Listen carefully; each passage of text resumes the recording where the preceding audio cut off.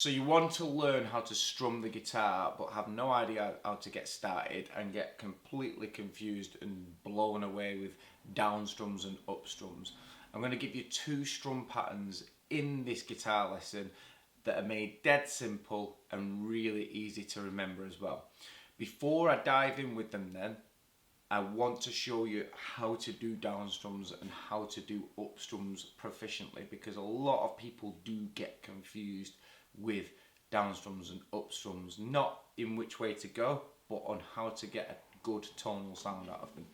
So a good way I like to explain it is, say you are playing a chord such as a C major, for instance. That is a 5-string chord. You only strum 5 strings, you don't strum this low E string on it. That doesn't mean you have to strum all 5 strings. It means you can strum up to 5 strings on it. So you can get different sounds on your downs and your ups depending on how hard or soft you're strumming. So I could strum 3 strings, I could strum 4 strings, I could strum 5 strings. Okay?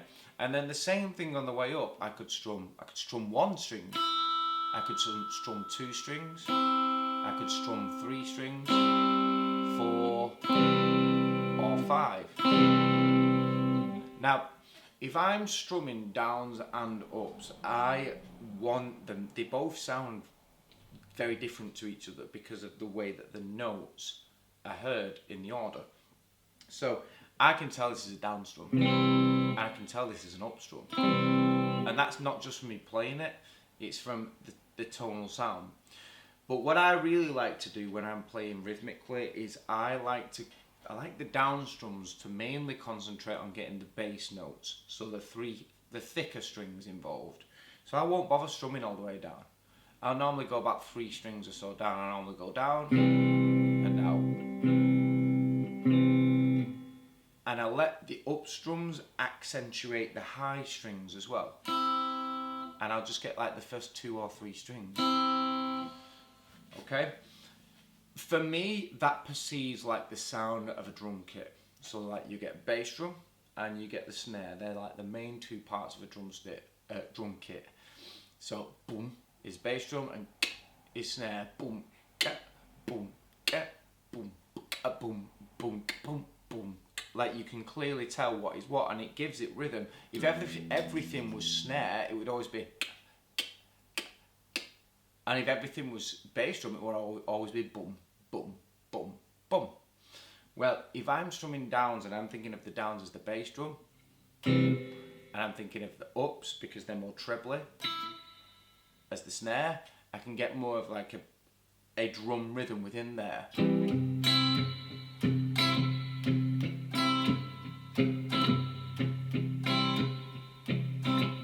Yeah? So first of all, with your down strums, you can strum up to 5 strings. With your up strums, you can strum up to 5 strings with a C. If it was a G, I could do all 6. Okay? But we don't want it sounding. There's no definition between the downs and the ups there, whereas there's a lot more definition. You can tell there's 2 different sounds. Okay, so that's just a bit of food for thought with you with this. Right, the first of the 2 strum patterns that I'm going to give you, dead simple. All you've got to say is chips and peas and gravy. Okay, and you just have to say it in a certain way. So we do chips and peas and gravy, chips and peas and gravy, chips and peas and gravy. Okay, and if you was going to do it in downs, it'd be down, down, up, up, down, up. Okay?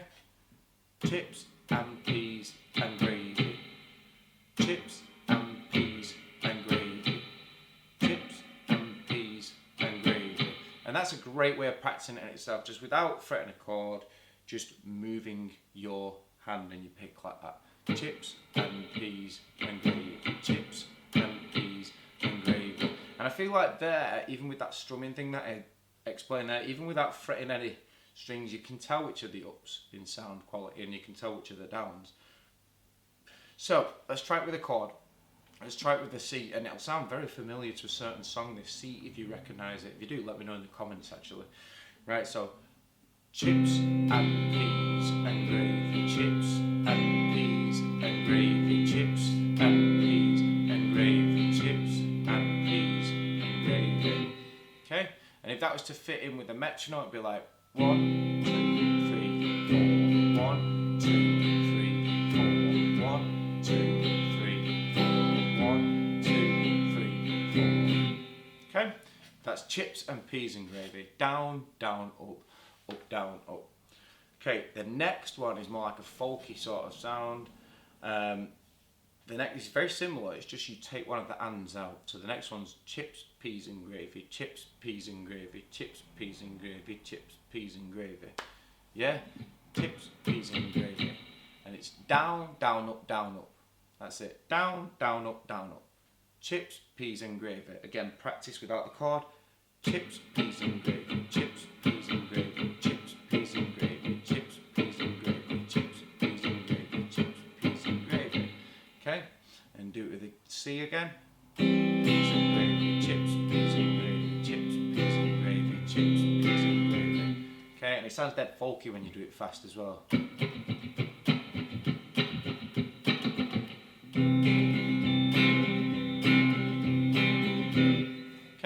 And then once you've got the hang of doing that with one chord, practice it transitioning between chords. So let's try the chips and peas and gravy one. I'm going to demonstrate it now with a few different chords just so you can kind of hear it and it'll make it come alive and sound a bit more like a song. Chips and peas and gravy, chips and peas and gravy.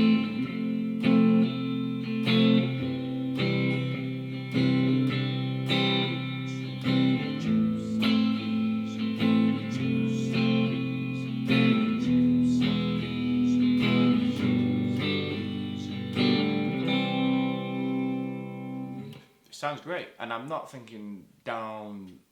I know it is down, down, up, up, down, up, but I'm just concentrating more on getting chips and peas and gravy. It doesn't matter if your ups end up in different places or anything like that, just concentrate on getting that rhythm.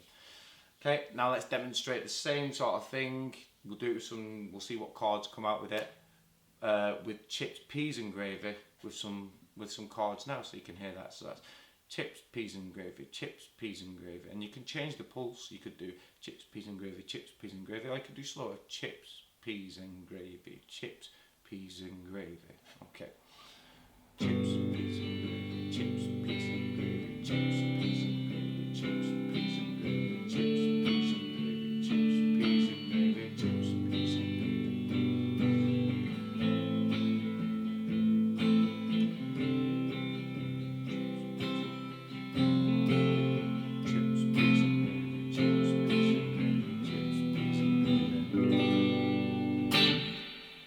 There you go, 2 strum patterns made completely simple there just by saying 2 almost identical phrases, but they sound so much different.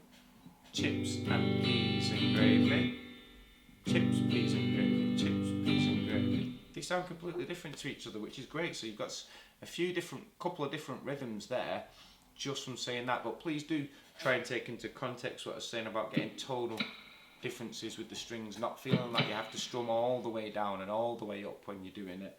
Just be nice and soft when you do it and relaxed. If you feel this has helped you, if you could like the video and subscribe to my channel, that helps me keep teaching other people and teaching you and creating more content so that you can keep learning as well. Let me know in the comments how you got on below. Let me know if you've got any guitar questions in the comments below. I look forward to hearing from you.